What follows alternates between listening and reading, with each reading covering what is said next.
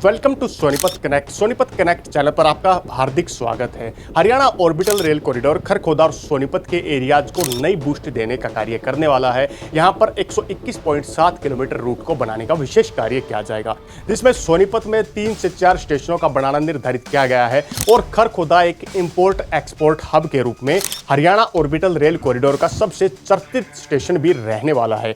वर्तमान की HORC line का 4 पैकेज का काम चल रहा है। आने वाले टाइम में नए पैकेज के तहत खरखोदा में भी स्टेशन प्रस्तावित किया गया है। इन फ्यूचर आने वाले टाइम में मारुति से डायरेक्ट गाड़ियों को इंपोर्ट एक्सपोर्ट करने का काम भी रेलवेज के माध्यम से किया जाने वाला है। चलिए आज की वीडियो में जानते हैं एक खास रिपोर्ट जो खरखोदा और सोनीपत के लिए विशेष सौगात के रूप में आगे बढ़ाने का कार्य करने वाली है।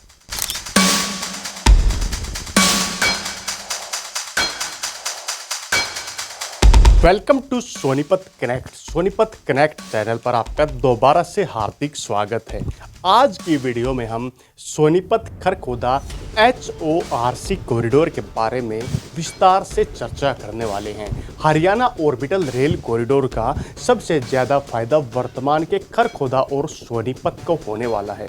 सबसे पहले जब हरियाणा ऑर्बिटल रेल कॉरिडोर की परिकल्पना तैयार की गई थी, जब किसी ने नहीं सोचा था कि खरखोदा में जो छोटा सा स्टेशन बनाया जाएगा इन फ्यूचर वो स्टेशन HORC कॉरिडोर का सबसे महत्वाकांक्षी स्टेशन होने वाला है, क्योंकि HORC ने जो कि सोनीपत के और खरखोदा के इलाके में विशेष KMP एक्सप्रेस के नज़दीक की जो रेलवे कनेक्टिविटी देने का कार्य किया है, वो रेलवे कनेक्टिविटी हरियाणा की सबसे महत्वपूर्ण रेलवे कनेक्टिविटी होने वाली है।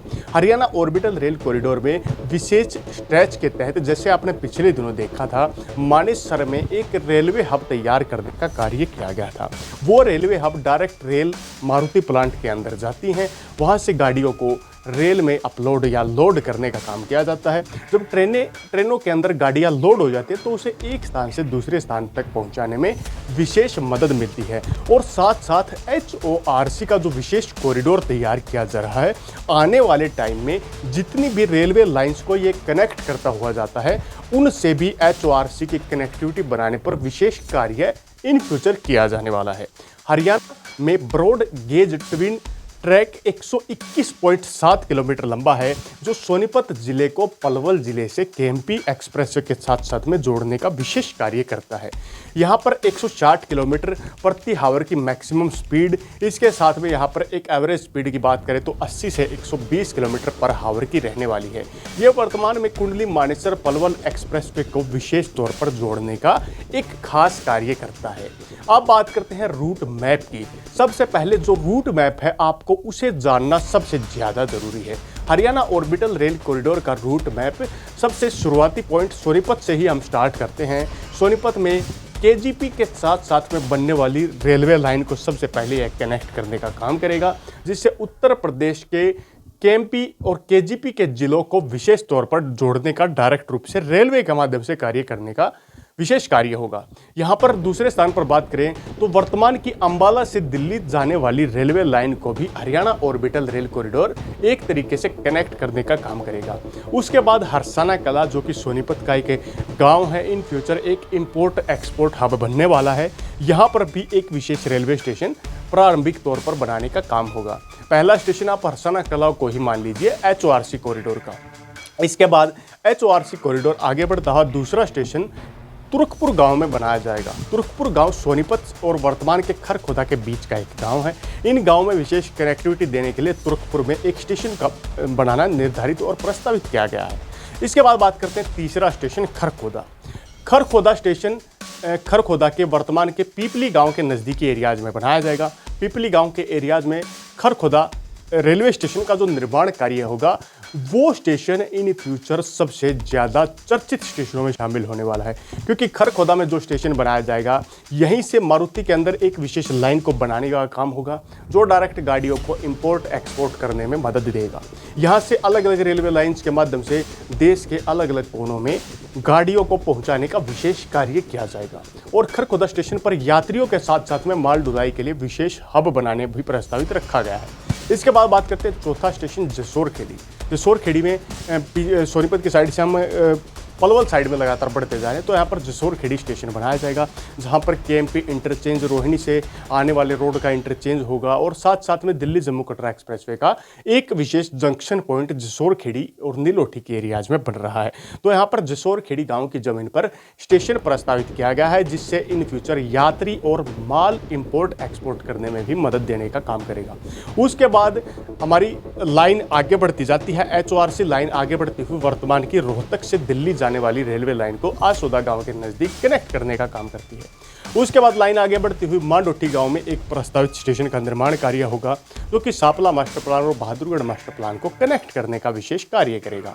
इसके बाद लाइन आगे बढ़ती हुई बादली में भी एक प्रस्तावित स्टेशन बनाया जाएगा, जो मैट सिटी और अलग अलग इंडस्ट्रियल एरियाज को बाकी इंडस्ट्रीज से कनेक्ट करने का काम करेगा। बादली से आगे बढ़ता हुआ रेलवे कॉरिडोर देवरखाना में पहुंचेगा। देवरखाना में भी एक स्टेशन प्रस्तावित करके रखा गया है।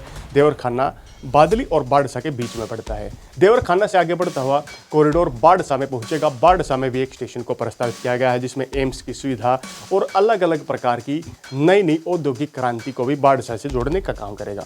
इसके बाद बाड़सा से आगे बढ़ता हुआ स्टेशन पुरुखनगर के न्यू पातली में पहुंचेगा, यानी कि पातली जो गाँव है उसमें पहले से ही एक स्टेशन है। न्यू पातली नाम से नया स्टेशन बनाया जाएगा। न्यू पातली के एरियाज में रेलवे का काम वर्तमान में काफ़ी तेज़ी से भी चला हुआ है। यहाँ पर न्यू पातली के नाम से एक स्टेशन का निर्माण कार्य किया जाएगा। यहाँ पर रेलवे लाइन आगे बढ़ती हुई रेवाड़ी दिल्ली लाइन को कनेक्ट करेगी, एचओआरसी लाइन।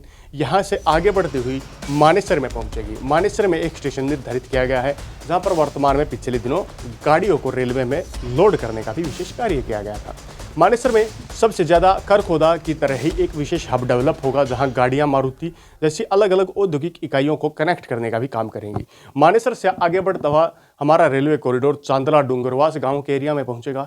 चांदला डूंगरवास के एरियाज को कनेक्ट करेगा। चांदला डूंगरवास से आगे बढ़ता हुआ हमारा कॉरिडोर धुलावट पहुंचेगा। धुलावट में कई औद्योगिक एरियाज को भी कनेक्ट करने का काम करेगा। धुलावट से आगे जाता हुआ हमारा कॉरिडोर सोहना के एरिया में पहुंचेगा। सोहना इंडस्ट्रियल एरिया, सोहना के औद्योगिक बूस्ट और अलग अलग एरियाज को कनेक्ट करने का भी काम करेगा। सोहना से आगे बढ़ता हुआ सिलानी और सिलानी से आगे बढ़ता हुआ न्यू पेरथला तक हमारे रेलवे कॉरिडोर का अंतिम स्टेशन पहुंचने का काम होगा। यहीं से आगे बढ़ता हुआ वर्तमान की मथुरा लाइन दिल्ली लाइन को भी कनेक्ट करने का काम हरियाणा ऑर्बिटल रेल कॉरिडोर करेगा।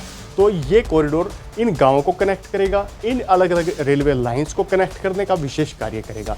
हरियाणा ऑर्बिटल रेल कॉरिडोर आपने देखा होगा, अन्य जो रेलवे कॉरिडोर होते हैं वो स्ट्रेट चले जाते हैं किसी शहर को कनेक्ट करने के लिए, लेकिन हरियाणा ऑर्बिटल रेल कॉरिडोर एक रिंगाकार यानी कि एक रिंग की तरह काम करता है, जो अलग अलग रेलवे लाइंस को कनेक्ट कर रहा है, अलग अलग शहरी एरियाज को कनेक्ट कर रहा है। इसी प्रकार आने वाले टाइम में हरियाणा ऑर्बिटल रेल कॉरिडोर वर्तमान में पंचगांव के नज़दीक जाने वाली मेट्रो लाइन को कनेक्ट करेगा, जो कि जिसे मानेसर के आसपास तक वो मेट्रो लाइन इन फ्यूचर बनाई जाएगी।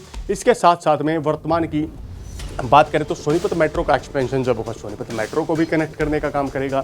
आसोदा गांव के नज़दीक ग्रीन लाइन मेट्रो का विस्तार केएमपी तक किया जा रहा है, तो ग्रीन लाइन मेट्रो को भी कनेक्ट करने का काम करेगा। इसके अलावा वर्तमान की आरआरटीएस कॉरिडोर, जो वर्तमान के दिल्ली से पानीपत, दिल्ली से अलवर आरआरटीएस कॉरिडोर को भी कनेक्ट करने का विशेष कार्य करेगा। तो एक रेलवे लाइन लगभग 8 से 12 कॉरिडोर्स को कनेक्ट करने का काम करने वाली है। अब बात करते हैं हरियाणा ऑर्बिटल रेल कॉरिडोर के मालिक की।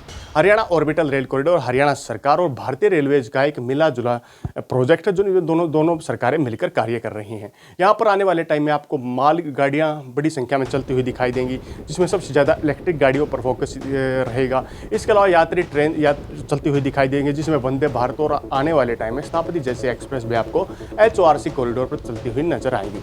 यहाँ पर सवारियों की बात करें तो पिछले दिनों पर तैयार की हुई डिटेल प्रोजेक्ट रिपोर्ट के अनुसार 20,000 सवारी प्रति वर्ष यहाँ पर यात्रा करने का काम करेंगी। इसके अलावा सवारियों के अलावा यहाँ पर 23 जल ब्रिज बनाने का काम होगा, 25 नहरी ब्रिज बनाए जाएंगे, 195 छोटे पुल बनाए जाएंगे, 3 सड़क फ्लाईओवर बनाए जाएंगे, 2 सड़क ब्रिज बनाए जाएंगे और 153 सड़क अंडर ब्रिज बनाने का विशेष कार्य भी किया जाएगा।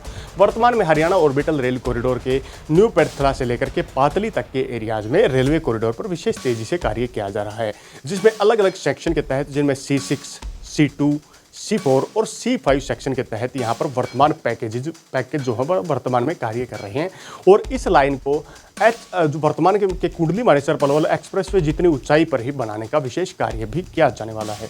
वर्तमान में ये रेलवे लाइन खरखोदा सोनीपत के एरियाज को सबसे ज़्यादा बूस्ट देने का काम करेगी और सोनीपत और खरखोदा के एरियाज को हरियाणा के वर्तमान के और पुराने इंडस्ट्रियल एरियाज से भी कनेक्ट करने का विशेष कार्य करने वाली है। इस प्रकार HORC कॉरिडोर को लेकर आपकी अपनी क्या राय है? HORC कॉरिडोर जब सोनीपत और खरखोदा के इलाकों में पूर्ण रूप से बिछ जाएगा तो खरखोदा और सोनीपत को इसका सबसे ज़्यादा फायदा मिलने वाला है और खरखोदा एरिया को एक बूस्ट दोबारा से मिलने वाली है जब यहाँ पर स्टेशन का निर्माण कार्य होगा।